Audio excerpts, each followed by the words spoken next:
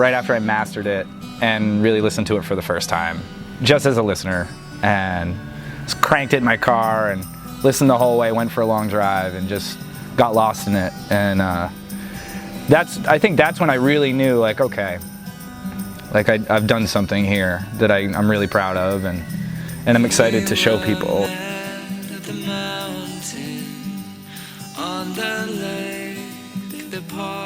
You can find it on Spotify, you can find it on Apple Music, Amazon Music. We also have copies at Pitchfork Records in Concord.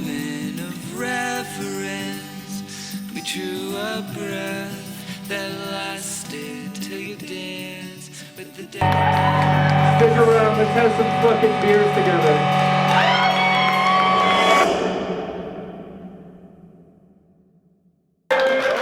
Some original music from their original albums.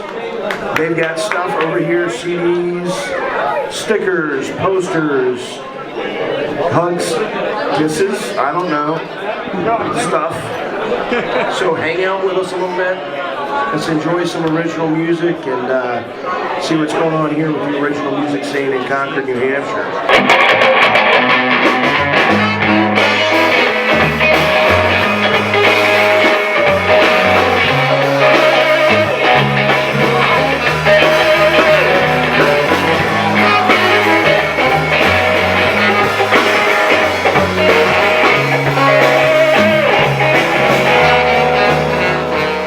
I try not to set too many expectations. I knew I wanted it to be, I knew the quality I wanted. I knew, you know, the little things like that, but no, it's totally different. It's totally different. And it was conceived, and then it went through a process of evolution, song by song, and sort of as a general theme for the whole album.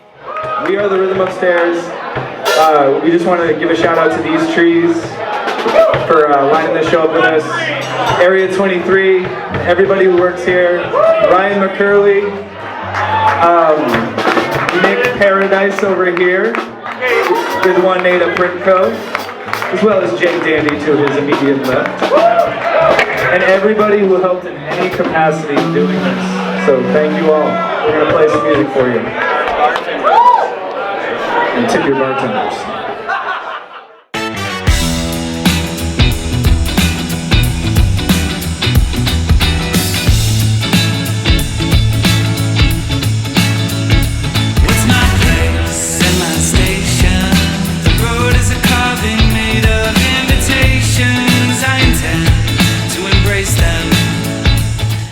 The night of the release was pretty special, pretty overwhelming,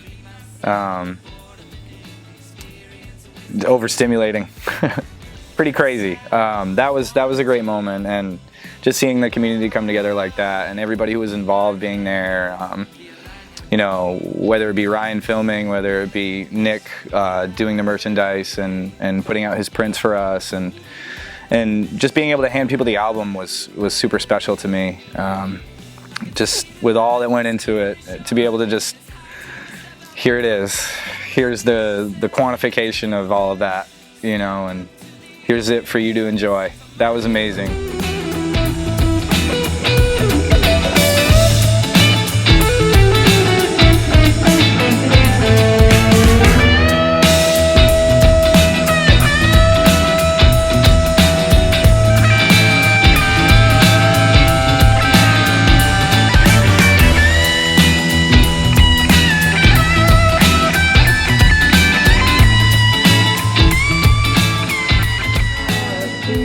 The world could come apart, and I'll be laughing. No strangers in the dark, this roaming. Where you found me, playing those notes, arranged to be dissonant.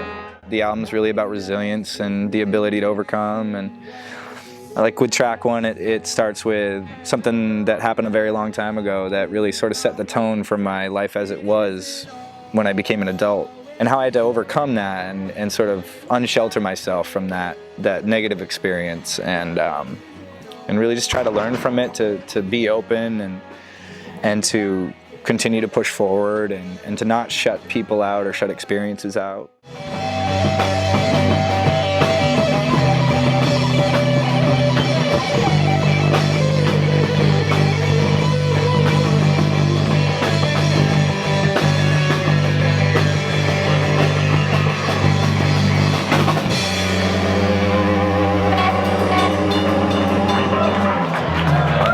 couple of years I've been really into local natives.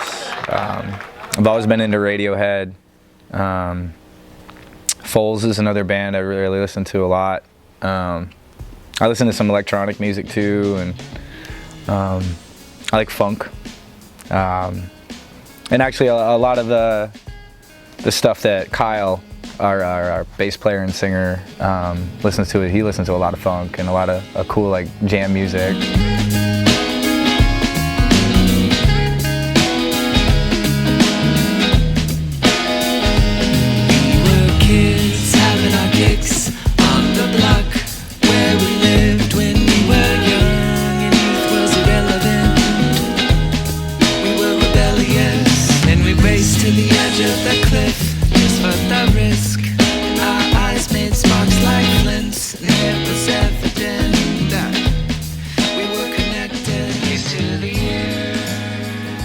I like kind of going all over the place. I really appreciate music in most capacities. I'm not a huge country music fan, but I'll listen to just about anything else. I like hip hop, you know, really anything.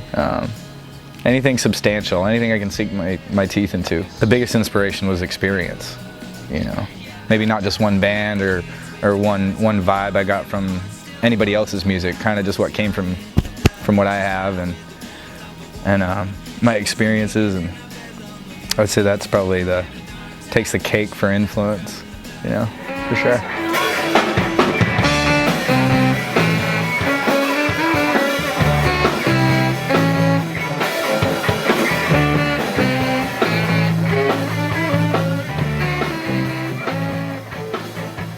It's about waking up.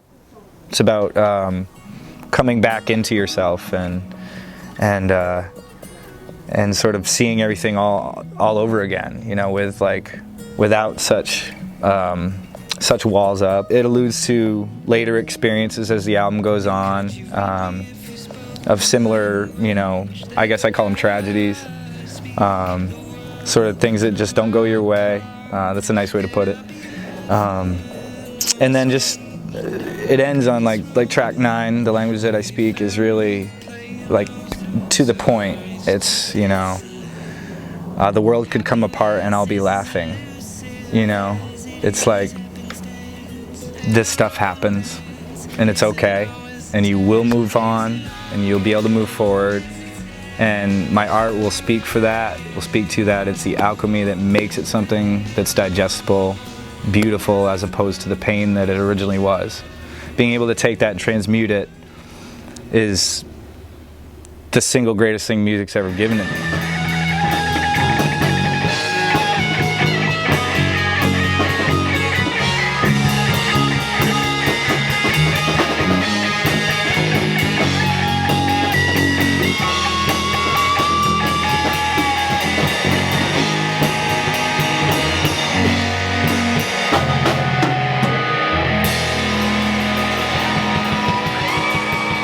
Thank you so fucking much.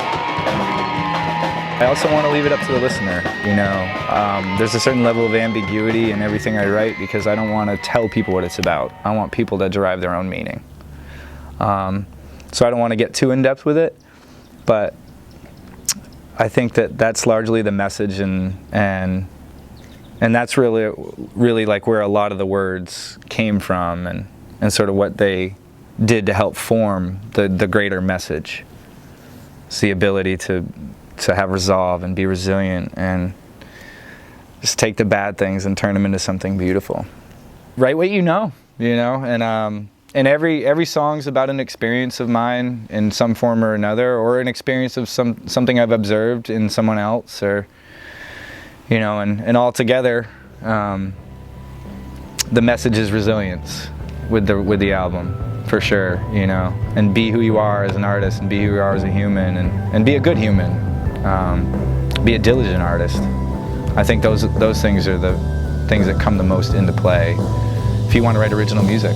So, yeah.